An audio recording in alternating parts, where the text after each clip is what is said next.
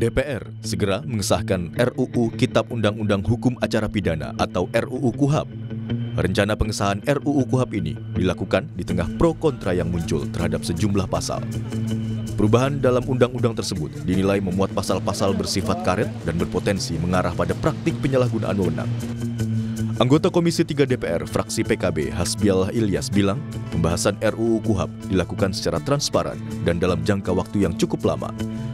Komisi 3 DPR juga telah berdiskusi dengan para ahli, termasuk mendengarkan masukan dari masyarakat. Pembahasan KUHAP ini bukan waktu yang pendek ya. Ini sudah panjang, sudah hampir 1 tahun. Kita sangat terbuka DPR ini, terutama di Komisi 3. Akademisi kita undang, praktisi hukum kita undang, hampir semua yang kita undang. Tidak ada yang kita tidak undang. Kita minta masukannya. Coba tolong dilihat di hasil yang sudah yang besok akan disahkan. Lebih banyak masukan dari masyarakat.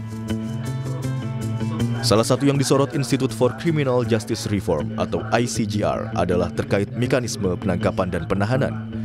Menurut ICJR, seringkali terjadi penyalahgunaan wewenang dalam mekanisme ini. Selain itu, ICJR juga mengkritisi soal penyadapan dan penggeledahan yang tak diatur dengan batasan dan syarat yang jelas dalam RUU KUHAP. ICJR dan juga teman-teman koalisi, kita melihat yang paling utama adalah dari RUU KUHAP ini isu soal penangkapan penahanan. Karena itu yang ingin kita dorong berubah dari sistem yang sekarang gitu ya. Tapi setelah kita mencermati kembali, khususnya isu-isu bab penahanan dan juga mekanisme penangkapan itu secara alur nggak berubah. Jadi mekanismenya sama seperti sekarang, polisi, penuntut umum, jaksa juga bisa tetap menahan dan melakukan penangkapan tanpa ada mekanisme check and balance dari hakim, dari pengadilan. Proses yang selama ini penangkapan penahanan itu kan sangat banyak penyalahgunaan ya, banyak abuse yang itu salah satunya disebabkan karena nggak ada check and balance itu di awal. Jadi ada kondisi-kondisi yang tadi adalah sangat mendesak dalam pelaksanaan upaya paksa, geledah sita, blokir, sadap, bahkan penyadapan itu belum diatur undang-undangnya. Jadi undang-undangnya imaginary berdasarkan undang-undang, tapi udah dikasih kewenangan dulu penyidiknya. Koalisi Masyarakat Sipil untuk Reformasi KUHAP menyoroti 9 poin dalam RUU KUHAP yang rencananya akan segera disahkan DPR. Di antaranya, tak ada jaminan akuntabilitas pelaporan, minim pengawasan yudisial, upaya paksa tanpa ukuran yang jelas, sidang elektronik tanpa mekanisme akuntabel, investigasi khusus tanpa kontrol, hak korban dan kelompok rentan belum operasional, standar pembuktian yang tidak jelas, ketidakberimbangan dalam proses peradilan pidana, dan konsep restoratif justice disamakan dengan diversi.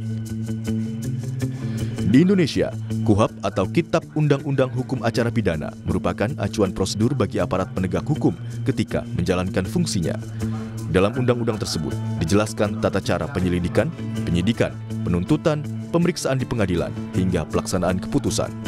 KUHAP juga memuat hak dan kewajiban para pihak yang terlibat dalam proses hukum, termasuk pihak yang bersengketa seperti korban dan tersangka, juga saksi dan aparat penegak hukum. Tim Liputan, Kompas TV.